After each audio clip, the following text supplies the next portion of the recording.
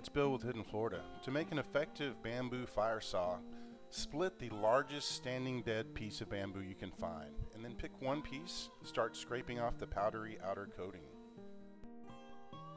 Once most of the powder has been removed, increase the pressure a little bit and you'll start to notice shavings building up on either side of your knife. Keep shaving until you have a pile about the size of a large egg. Then you need to process your tinder bundle. Rolling between your hands like this will increase the surface area. Then just split it into two separate bundles. Now it's time to prepare your fireboard. Start drilling a hole from the inside of the bamboo piece to the outside. When you can feel your knife point with your finger, you've gone far enough. Carefully bore out your hole on the inside, but be very careful to make sure it's still just a pinprick on the outside. Then score a groove directly over the hole you just created. Your finished fireboard should look something like this. Nothing fancy. Place your two tinder bundles directly to either side of the hole you created. Then hold them in place with a bent piece of stripped bamboo skin. Now take the other piece of bamboo that you split off and put an edge on one side of it. We're not looking for razor sharpness here.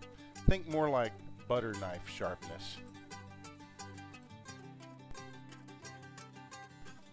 This is how the fire saw works. You're going to align the notch you made on the bottom piece of your fireboard and then slide it back and forth on the edge you created to generate friction.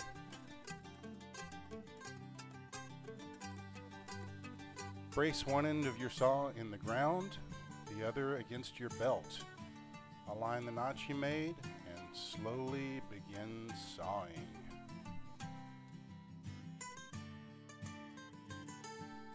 You're going to be excited right about now, but try to ease up on the pressure and relax. First, we have to get an initial char on the saw itself.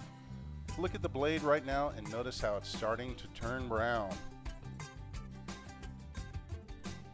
Now that you've got a nice initial char, it's time to relax and take a break. We'll come back in a minute. Now that you've regrouped and hopefully had some refreshments, it's time to warm up the set. Again, plant your fire saw in the ground and onto your belt. Guide the board onto the notch and make long sweeping motions the entire length of the blade. This is just to drive out excess moisture and warm up your fireboard. Then you can speed up a little bit and increase pressure a little bit to start accumulating hot dust, which will eventually ignite to form your ember. Once you start seeing smoke, it's time to go for a coal. Increase your pressure and speed, but decrease your stroke, centering around the area where it seems to be dragging the most. Once your board is smoking on its own, you have achieved a viable ember. Just in case, let's aerate this one a little bit.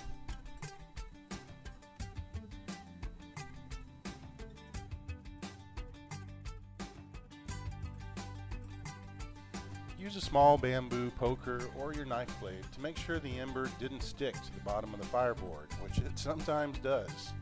Now make sure you don't lose your ember by adding a little air, folding it in just like a regular tinder bundle, adding a little more oxygen. You might be shaking a little bit too at this point.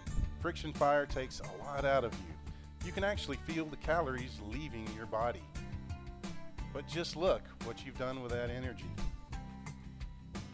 Bamboo shavings make an excellent tinder bundle because they don't fly away in the wind and they get incredibly hot.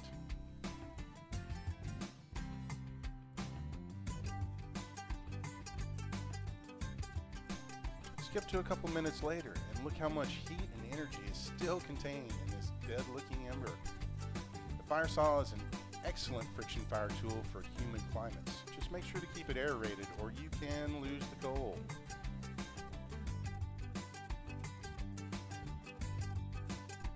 Your fireboard can be reused and hopefully after a while it will resemble this. Then maybe you could hang it up on your wall as a modern piece of primitive art. Again, thanks so much for watching. This is Bill with Hidden Florida. Please contact me if you have any questions.